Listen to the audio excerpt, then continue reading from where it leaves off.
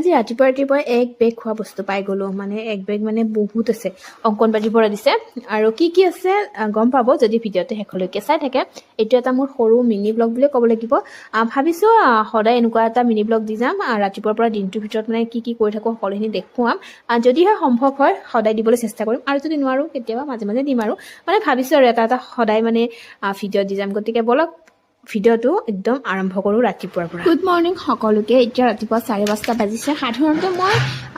6টা বা 7টাতহে উঠো কিন্তু কেতিয়াবা কম্পিউটাৰৰ কাম থাকিলে 5:30 উঠি যাওঁ এতিয়া উঠিলে মানে অকণমান কাম হয় কিয়নো পৰি ৰাতিপুৱা অকণমান দেৰিলৈকে শুৱে কিন্তু টাইমৰ ঠিক নাই তাই কেতিয়াবা 6টা বা 7টাত উঠি যায় আকৌ শুই যায় আৰু ইফালে খুব ধুনীয়াকৈ তাই শুই আছে তাই নুঠোতে মই অকণমান কাম কৰি লওঁ মানে প্ৰথমতে ঘৰৰ কামখিনি শেষ কৰোঁ মুখ ধুই এতিয়া মই খাব লৈছোঁ এগিলাচ গৰম পানী আৰু প্ৰত্যেক দিনাই মই মুখ ধুই প্ৰথম কুহুমীয়া পানী এগিলাছে খাওঁ এইফালে পাকঘৰত আহি গ'লোঁ গাখীৰখিনি গৰম কৰিব ৰাতি গৰম কৰিছিলোঁ আকৌ ৰাতিপুৱা কৰিব লাগিব কাৰণ বেলেগ কাম কৰি থাকোঁতে মানে মই গাখীৰ গৰম কৰিব পাহৰি যাওঁ আৰু যাৰ ফলত ফাটি যায় গাখীৰখিনি বহুত দিন এনেকুৱা হৈছে আৰু এইফালে আঁঠুৱাখনত মানে ওপৰৰ ফালে বেডশ্বীট এখন দি খুব ধুনীয়াকৈ টানি দিম কিয়নো লাইটটো যিহেতু দিছোঁ যদি পৰি সাৰ পাই যায় তেতিয়া মানে কাম কৰিবই নোৱাৰিম সেইটো কাৰণে তাইৰ চকুত যাতে ভৰ্ট নপৰে আৰু এইফালে কম্পিউটাৰটো মই অন কৰি ল'লোঁ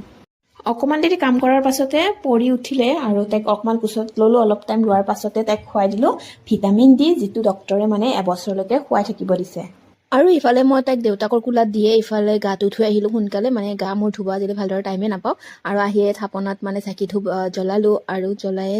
যোৱাকালি মানে পাৰ্চেল এটা আহিছিলে আজি মানে খুলি পাৰ্চেলটো মানে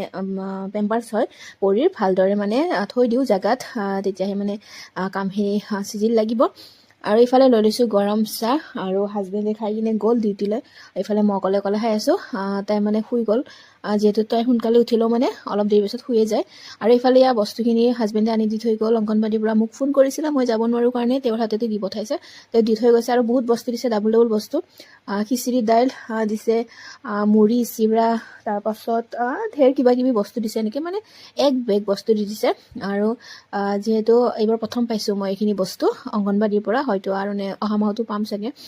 আৰু এইবিলাক এটা এটাকৈ গোটেইবিলাক দেখুৱাব লাগিলে আপোনালোকৰ বহুত টাইম লাগিব ভিডিঅ'টোত গতিকে এনেকৈ শ্বৰ্ট কৰি মই যিখিনি পাৰোঁ দেখুৱাই দিলোঁ আৰু পুৱাৰ কামখিনি হোৱাৰ পাছতে আকৌ মই বহি গ'লোঁ টেবুলত কম্পিউটাৰত কিয়নো তাই উঠিলে আকৌ মই কাম কৰিব নোৱাৰিম এইটো কাৰণে অলপ চলপ কাম কৰি দেখিলোঁ 1টা বাজিলে মানে পাকঘৰত যোৱাৰ সময় হৈ গ'ল আৰু এতিয়া পাকঘৰলৈ গৈ যিখিনি পাৰোঁ মই যোগাৰখিনি কৰি থওঁ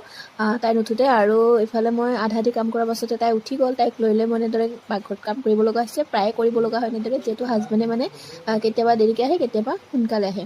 আৰু এয়া আজি দুপৰীয়াৰ সাঁজ এনেকৈ খালোঁ মাছেৰে আলু বনাইছিলোঁ আৰু এইফালে সৰু আলু ভাজি বিশেষকৈ দুপৰীয়াৰ ভাত সাঁজ খাওঁতে মোৰ প্ৰায়ে দৌৰা